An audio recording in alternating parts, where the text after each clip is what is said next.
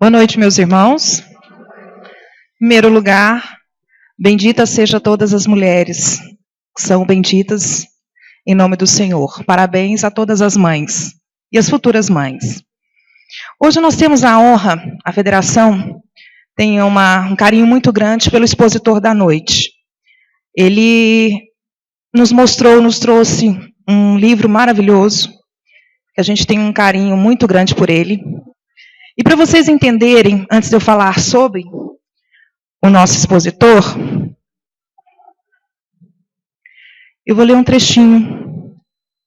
E se Deus é soberanamente justo e bom, não pode agir por capricho ou com parcialidade.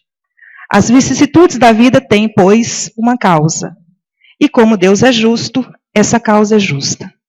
Muitas vezes nós não compreendemos isso quando nós perdemos um filho. Isso nos torna difícil compreender. E esse livro, essa história que esse médium maravilhoso nos trouxe, conta justamente a história de uma moça que desencarnou. E logo no início, nos primeiros momentos do livro, ela diz assim: a minha vontade é de escrever para a minha mãezinha, mas no momento é impossível. Ela não acreditaria que sou eu. Quem sabe um dia essas palavras cheguem às suas mãos. Todo sonho é possível. Como será bom dar a ela essa certeza de que estou viva, estou bem. Isso deve ser um consolo, um conforto para o coração de qualquer uma das mães. E o nosso expositor é da Terra, com muito orgulho. Ele, profissionalmente, ele é design gráfico, mas ele está no movimento espírita há muitos anos. Ele é intérprete de Libras, aquela comunicação por sinais. Ele é intérprete do Divaldo Franco e do Haroldo Dutra em suas palestras. Ele é palestrante espírita, evangelizador e médium. E também o nosso amigo da FEECO. Com muito orgulho, Juliano Fagundes.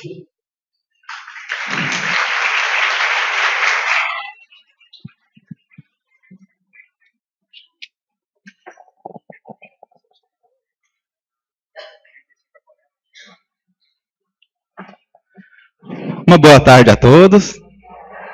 E ao mesmo tempo rogando que elevemos os nossos pensamentos ao alto, em busca de Jesus, da sua paz, da sua luz, para que esse encontro de hoje possa ser um encontro especial e que possamos extrair daqui o melhor para as nossas vidas. Que possamos sair daqui mais ricos do que quando entramos. Hoje de manhã estávamos na evangelização infantil e as crianças nos presentearam com uma peça infantil muito interessante, uma historinha em homenagem às mães, que ao mesmo tempo homenageou aquelas vovós que são mães, as mães adotivas, os papais que são mães, e todos aqueles que de alguma forma cuidam, de alguma criança. E é interessante quando nós notamos que a sociedade de maneira geral, todos nós, aceitamos muito bem a ideia de que a maternidade ela já extrapola os limites do que é biológico, já extrapola o físico, na verdade, e a maternidade tornou-se um conceito em nossas vidas. E, sobretudo, a doutrina espírita, ela vem nos aprofundar ainda mais esses laços que nos unem, nos mostrando que, de qualquer forma, os nossos laços espirituais, os nossos laços familiares, eles são ainda muito mais profundos e arraigados do que nós imaginamos. André Luiz, através da psicografia de Francisco Cândido Xavier, ele nos conta uma história muito interessante. E narra ele que havia uma mulher, uma jovem mulher, que havia se casado há muito pouco tempo, e ela era muito apaixonada pelo seu marido. E da mesma forma, o seu marido apaixonado por ela, era um casal muito feliz, mas, e o mas é uma conjunção que vem nos mostrar que ainda falta muito para nos tornarmos perfeitos, Este homem estava casado com ela em segundas núpcias. E do primeiro casamento, pois ele era viúvo, ele trazia 2 filhos. Uma filha adolescente, de mais ou menos ali uns 14 anos de idade, e um menininho pequeno, uns 4 anos. Essa madrasta, essa jovem madrasta, ela se dava muito bem com a filha adolescente de 14 anos. Elas eram muito amigas, se entendiam perfeitamente. No entanto, ela tinha muito ciúme do menininho com o pai. E eles realmente tinham uma relação muito forte, porque o garotinho havia perdido a mãe há muito pouco tempo. E ele tinha uma carência muito grande do afeto dos pais. E ele então era muito apegado ao pai. E sempre que essa moça via, né, o pai e o filho ali se abraçando, rindo juntos, brincando, ela ficava muito enciumada. E ela sempre chamava a atenção dele, dizendo o seguinte: olha, esse menino está muito mimado. É muito velho já, com 4 anos de idade, ele pode ser um pouco mais independente, não precisa ter tanto abraço, tanto beijinho, tanta coisinha, não. Ela era um pouco assim, sabe, implicada com o relacionamento dos dois. Certa vez, então, eles foram para a praia, um passeio na praia. Eles moravam perto da praia, para eles não era um sacrifício muito grande, né? Eles foram se divertir no final de semana. E ali, em determinado momento, pai e filha, eles resolvem avançar um pouco mais no mar, se divertindo ali, pai e filha. E a madrasta fica cuidando do pequenininho, na areia. A história começa a complicar, né? Aí, essa madrasta implicada, ciumenta, né, chateada ali com esse menininho, ela meio que deliberadamente descuida dele ali um pouquinho, deixa ele brincar um pouco mais à vontade, um pouco mais solto. E o menininho vai andando, caminhando pela praia, até que em determinado momento, uma onda mais forte derruba esse menino na areia e puxa ele para dentro da água. O sonho dessa madrasta, dessa jovem, era que realmente esse menino sumisse ou desaparecesse, acontecesse alguma coisa com ele. Mas, obviamente, ela não iria matá-lo nem fazer nada contra ele. Era apenas uma implicância juvenil, uma moça imatura ainda. E quando esse menino desaparece nas águas, ela entra em pânico, porque ela nunca imaginava que isso fosse possível. E aí ela cai na real, e cai a ficha, né, do quanto ela foi imatura e irresponsável, porque o seu marido havia deixado ela como responsável pela criança. E ela que pensava que sem aquele menininho, ela fosse viver uma lua de mel eterna com o seu marido, não é? Sem uma criança pequena para cuidar, ela vê que foi justamente ao contrário. O inferno entra naquela casa onde eles moram, no lar. O marido entra em depressão, porque havia perdido a esposa há muito pouco tempo, e logo agora o filho, o caçulinha, né, que ele tanto amava. E a enteada, que ela tanto gostava, que era tão amiga dela, né, se fecha, se tranca. E realmente o lar, aparentemente, vai se tornando um lar desfeito. E ela, muito arrependida, então ela roga a Deus que a perdoe por tudo que fez, pelos seus pensamentos negativos, pela falta de responsabilidade, e pede uma nova oportunidade, uma nova chance de poder edificar o seu lar, de poder unir novamente a sua família. E acontece uma coisa muito interessante, André Luiz narra para a gente. Durante o sono noturno, essa mulher ela é levada a uma colônia espiritual onde está o espírito desse menino. E justamente a mãe desse menino, que havia falecido já há algum tempo, propõe para ela uma alternativa. Propõe que ela seja a mãe desse menino quando eles tivessem condições de reencarnar. E é óbvio, né? Ela topa. Ela aceita a missão, uma missão redentora, né, digamos assim.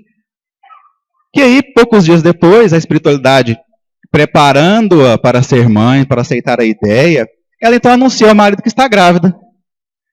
E inicia-se aí um processo, né, de resgate e reparação de seus erros passados. E Deus é muito soberano e justo, e realmente vai sempre nos dar essa nova oportunidade. E aí, essas lições de André Luiz, elas vão nos colocando para pensar, não é? Essa história ela pode ser lida depois na íntegra, para quem quiser, no livro Entre a Terra e o Céu. É uma história bem longa, eu resumi aqui de maneira bem simplificada para a gente entender ali a moral da história, não é? Afinal de contas, quem que é a nossa família? Por que a minha mãe é minha mãe? Por que meu pai é meu pai? Por que é que meu irmão é meu irmão? Por que é que a minha irmã é minha irmã? Quem que é esse povo que mora lá em casa? Quem que é esse pessoal que está morando comigo aí? Morando com a gente, né? Nós não conhecemos eles, na verdade. Mas a doutrina espírita nos ensina que tudo que existe na Terra é apenas um reflexo do mundo espiritual. Só existe aqui o que já existia no mundo espiritual ou em outras existências nossas. Nossa vida material é apenas uma continuidade de laços e relacionamentos que eles já haviam sido construídos. Mas, afinal de contas, não é essa a essência da família? Não são quando dois estranhos se encontram, afinal de contas? Não é assim que começa? Um homem encontra uma mulher, e eles começam a se conversar, começam a se apaixonar um pelo outro, e daí vem os filhos. E aí os filhos, não é, conhecem outras pessoas, e aí vai entrando na família a nora, o genro, e daí vem os netos, e daí os bisnetos. Não é assim que começa toda a família? Os desconhecidos que se conhecem. E assim vamos aumentando os nossos laços aqui na Terra. Vai ampliando aí o nosso lastro, né, de relacionamentos. O que nos leva a uma outra questão. Estranhos, mas nem tanto, não é verdade? Porque, afinal de contas, nós também nos parecemos muito com os nossos pais, não é verdade? Às vezes a gente tem alguma coisinha da mãe, às vezes uma coisinha do pai. E às vezes a gente tem o nariz do pai, mas a personalidade da mãe. E aí, a psicologia vai nos explicar que, na verdade, nós ensinamos os nossos filhos o que nós sabemos. Por isso eles vão ser parecidos com a gente. Então eu passo para os meus filhos os meus defeitos, eu passo para os meus filhos minhas qualidades. E a biologia vai nos explicar que são os nossos genes que passam para frente. E aí os hormônios funcionam de um jeito em mim, e desse jeito vão funcionar no meu filho também, e nós vamos ter uma personalidade parecida.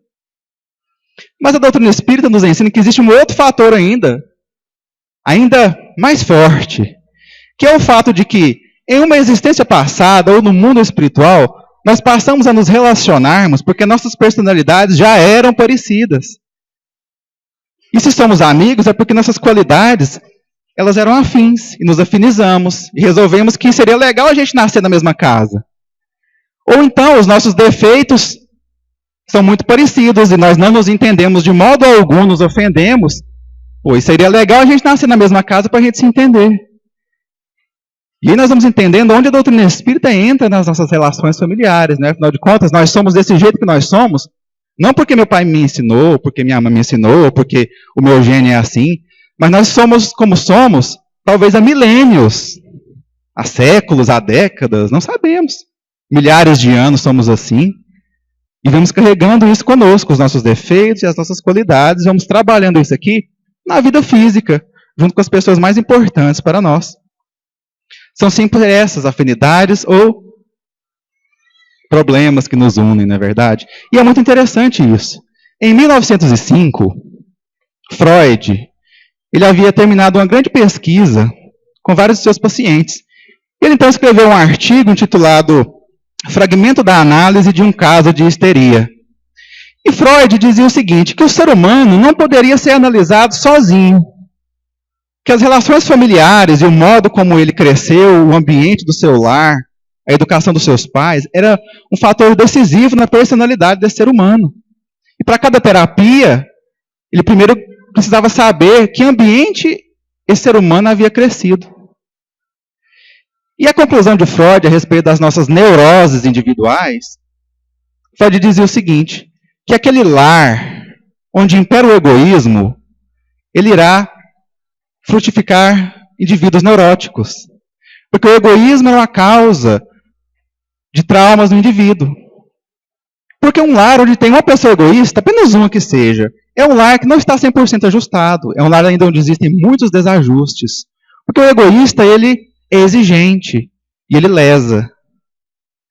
Ou então um lar onde o pai é egoísta, e a mãe é egoísta, e há irmãos egoístas, aquele ser humano que talvez não tenha o egoísmo dentro de si, ele é lesado. E aí sim ele se torna vítima de neuroses. E aí é necessário o psicólogo. Segundo Freud, é claro, nessa pesquisa. E é muito interessante. Porque nós vemos que a doutrina espírita ela está aliada à ciência, de maneira geral. Porque em 1860, quando Allan Kardec publicava a segunda edição do Livro dos Espíritos, entra uma questão nova nessa edição, que não estava na primeira. Questão 913 do Livro dos Espíritos. E Allan Kardec, então, questiona a espiritualidade maior. Qual que é o pior vício do ser humano? O pior de todos. O vício que destrói tudo. Seria o rei dos vícios, né? E os Espíritos respondem facilmente. Egoísmo. O egoísmo é o vício mais radical. a origem de todo o mal que existe na Terra. E daí vem um grande desafio que nós temos, não é? Na construção do nosso lar. Afastar o egoísmo das nossas relações com os nossos pais, os nossos irmãos, os nossos avós, os nossos primos, os nossos tios, darará, darará. Porque estamos tentando construir o nosso lar há muito tempo. Há muito tempo nós tentamos construir um lar decente, um lar equilibrado. Um lar que possa nos receber e que seja pacificado, edificado, para que a gente possa criar indivíduos saudáveis. Retornando um pouco no tempo, mais ou menos ali, olha, 3.000 anos antes de Cristo, ou seja, 5.016 anos atrás, nós vamos encontrar um embrião da civilização que nós conhecemos hoje, que é a nossa civilização ocidental. Os fenícios, o povo fenício, que cresceu ali às margens do mar Mediterrâneo, era uma sociedade bastante organizada. Mas era uma sociedade ainda que carecia de muitos valores morais. Era uma sociedade ainda que a mulher não tinha um valor. Muito pelo contrário, a mulher dos povos fenícios, ele era um bem público. Não havia muito respeito, muita consideração. Era um povo muito promíscuo. E as mulheres achavam isso normal também. Então, era muito normal entre os fenícios um pai que se relacionava com a sua filha. Era normal. Ou então, um irmão que se relacionava com a sua irmã. Era muito normal.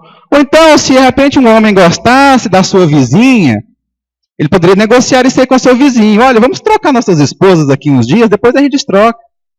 Era muito comum entre os fenícios isso aí. O problema disso aí, aliás, tem muitos problemas, né? Mas assim, um problema sério nisso aí é o seguinte: os pais nunca sabiam se os seus filhos eram seus filhos mesmo. Então, todo pai na sociedade fenícia, ele se sentia meio pai adotivo. Porque ele não sabia de onde é que vinha aquela criança. E, no entanto, aí nós vemos, mesmo nessa sociedade tão primitiva, que a mulher, quando se tornava mãe, ela adquiria um trono especial. Porque a mulher, quando se tornava mãe, ela já não participava mais dessas brincadeirinhas, ela já não participava mais desse troca-troca, não. Existia um respeito pela mulher que se tornava mãe. E nós citamos esse exemplo hoje para mostrar que, mesmo entre as sociedades mais primitivas e mais promíscuas, e a sociedade fenícia era uma sociedade que, por ser politeísta e pelos pais não darem valor aos seus filhos, havia muito sacrifício de crianças. Não sei se era meu filho mesmo, põe ele na fogueira. Eles eram muito assim. E a mulher, quando se tornava mãe, adquiria um valor especial. E ali, entre a sociedade fenícia e o advento do Cristo, nós temos Moisés e o povo hebreu, construindo ali o que nós consideramos as primeiras leis morais, através do decálogo, os 10 mandamentos, que vem nos trazer realmente muitas regras para podermos viver em sociedade de maneira mais civilizada. Honrar pai e mãe, não matar, não adulterar, não roubar, amar a Deus. Princípios muito básicos para uma sociedade que moralmente era infantil. E que até hoje nós temos dificuldade de cumprir muitas dessas regras. E quando veio o advento do Cristo, e ele veio nos propor então um raciocínio mais aprofundado ainda a respeito da lei mosaica. E um dos grandes exemplos justamente é quando Jesus recebe Maria e seus irmãos, e ele é avisado da presença deles. E Jesus então aproveita para perguntar a quem estava presente: quem é a minha mãe e quem são os meus irmãos? E Jesus então ia abrir a nossa mente neste momento para a percepção de nós como família universal. De que, na verdade, a mãe não é aquela mãe biológica, mas a pessoa que cuida, a que cria, a que educa e faz a vontade de Deus, como diria o Cristo, poderia ser considerado uma mãe, ou o pai, ou seja lá quem for, que esteja cuidando dessa criança. Jesus aí crava uma das suas máximas, que vem nos educar até hoje, e hoje nós vemos frutificar um pouco melhor essas ideias cristãs. Hoje a legislação está entendendo um pouco melhor as relações que existem entre os adultos e as crianças, entre os pais, os criadores, os zeladores, e esses pequeninos, né, que tanto precisam de nós.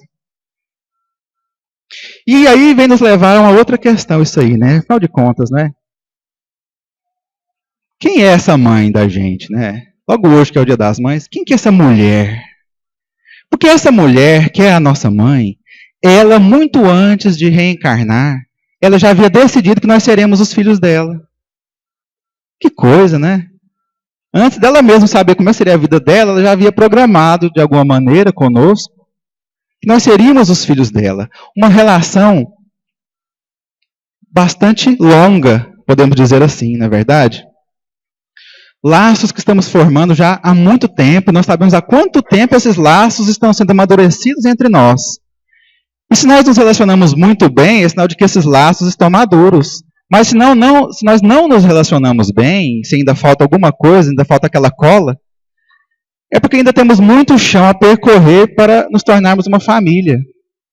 E que dirá da família universal que nós esperamos, não é verdade? Entre nós, como irmãos, mesmo não sendo da mesma família biológica.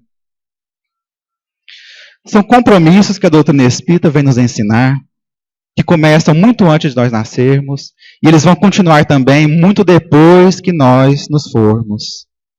Para aqueles que têm, né, familiares desencarnados e mães desencarnadas, não é? Nós vamos nos lembrar agora das palavras de Moisés, quando ele vem dizer honrar pai e mãe. Porque esse honrar pai e mãe já começa antes de nascermos. E depois que nossos pais se forem, devemos continuar honrando a eles, porque como espíritos, talvez eles tenham acesso à nossa vida como nunca tiveram. E podem estar nos observando, nos acompanhando, nos inspirando, para saber como iremos nos portar aqui nessa existência, não é verdade? Já há alguns anos, nós temos trabalhado com a psicografia de cartas consoladoras. E recordamos assim uma vez em que na casa espírita que frequentávamos, alguns anos atrás, fomos procurados por duas amigas que eram irmãs. E uma delas se aproximando, ela disse o seguinte: Juliano, tenho sentido a presença de minha mãe nas reuniões. Quando fecho os olhos na reunião mediúnica, sinto a sua presença, o seu cheiro, e parece que ela está caminhando ali próxima. Eu gostaria de saber se seria possível nós recebermos uma mensagem de nossa mãe. E respondemos a ela o seguinte: olha, o telefone toca de lá para cá. É uma frase que já é um clichê, mas é uma grande realidade.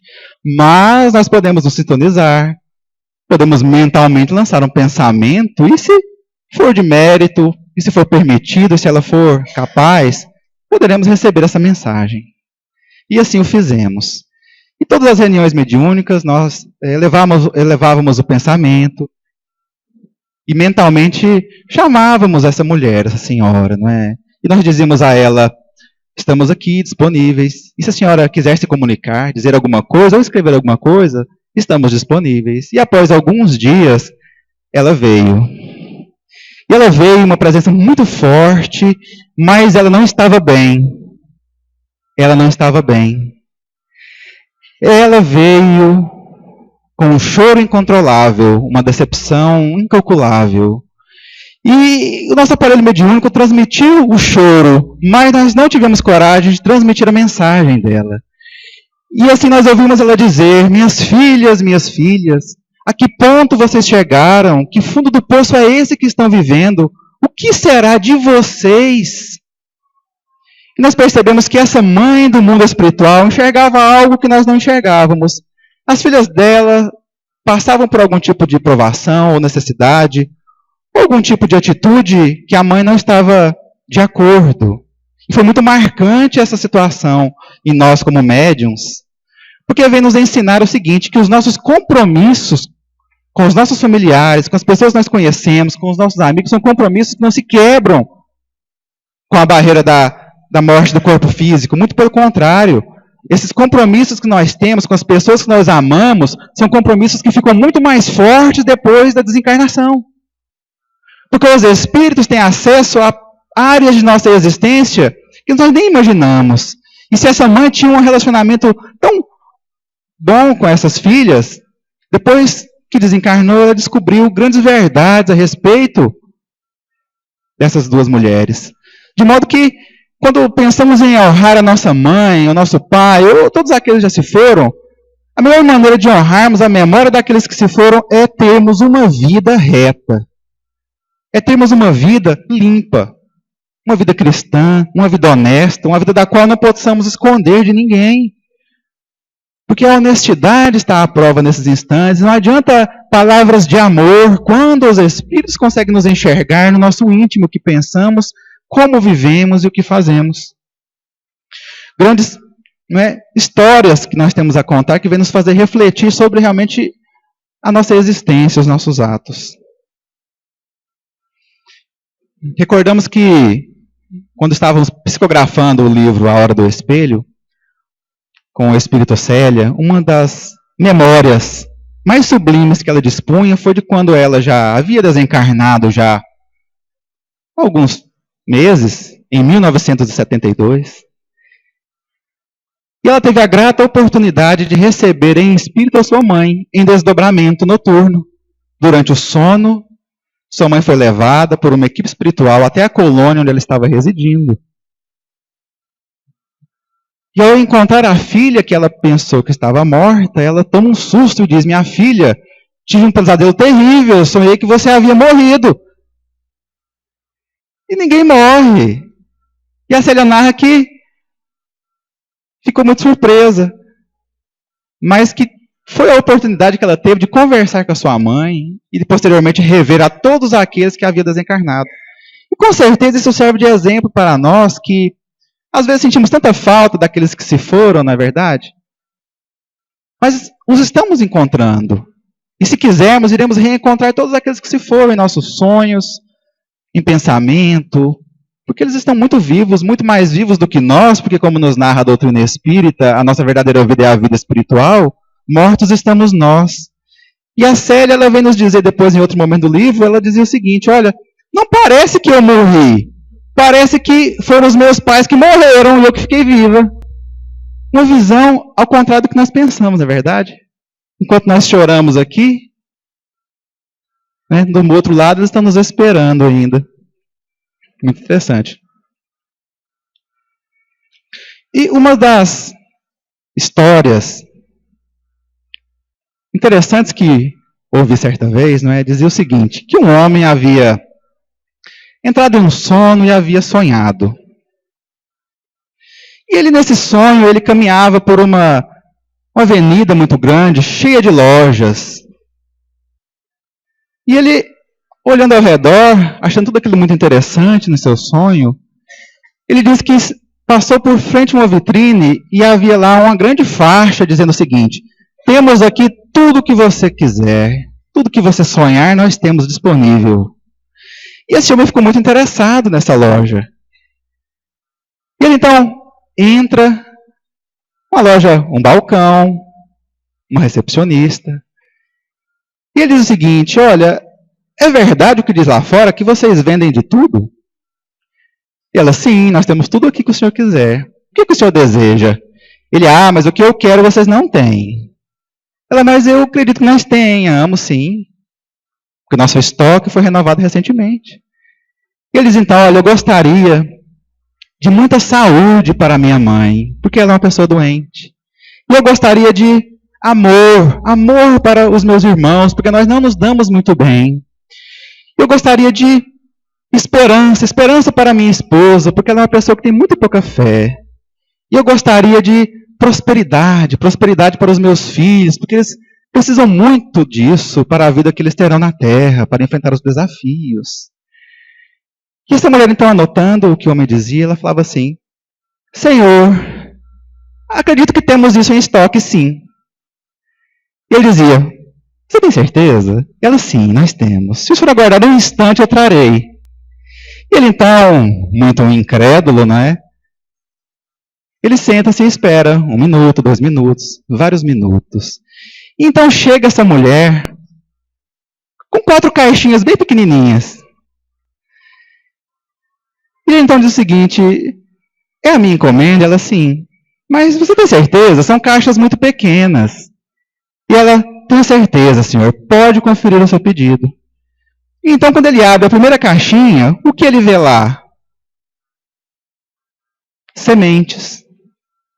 E ele diz o seguinte: moça, existe alguma coisa errada com esse pedido. Eu sabia que tinha alguma coisa errada. Como é que vocês poderiam ter saúde, esperança, amor, prosperidade?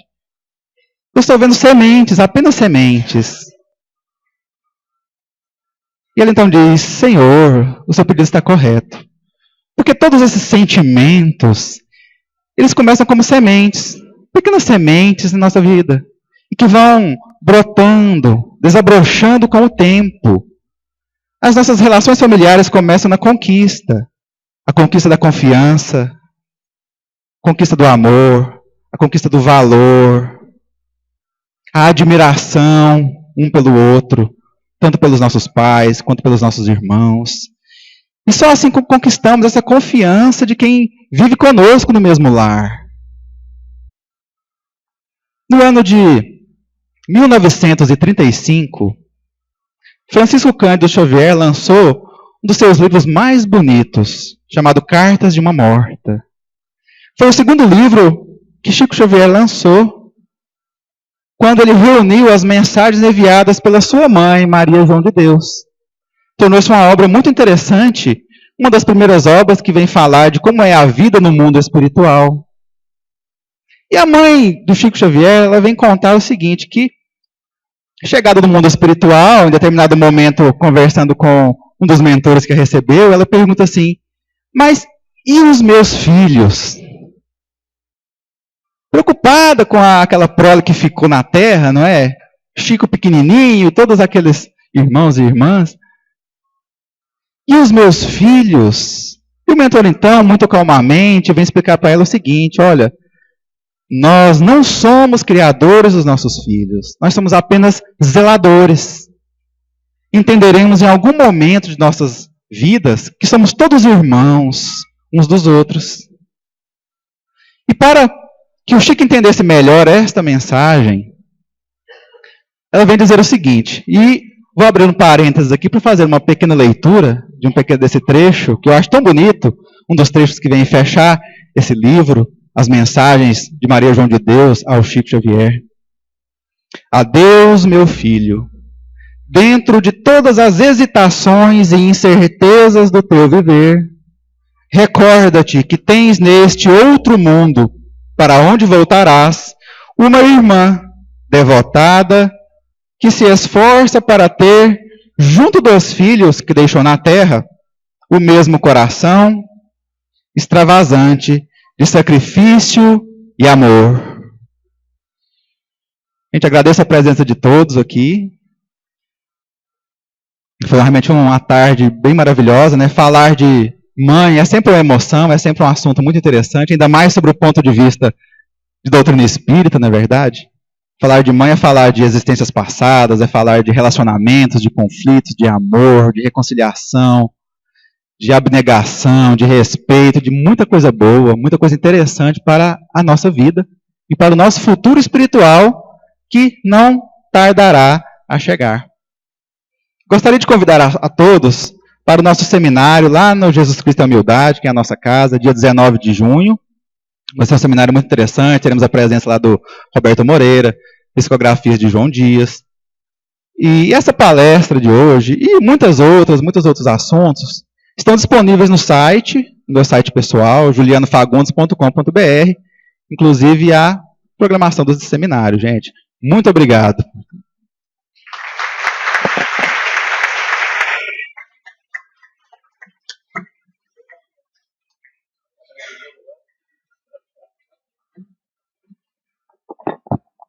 Falando para o Juliano que ele estava um pouquinho nervoso, o mão dele estava assim, tremendo.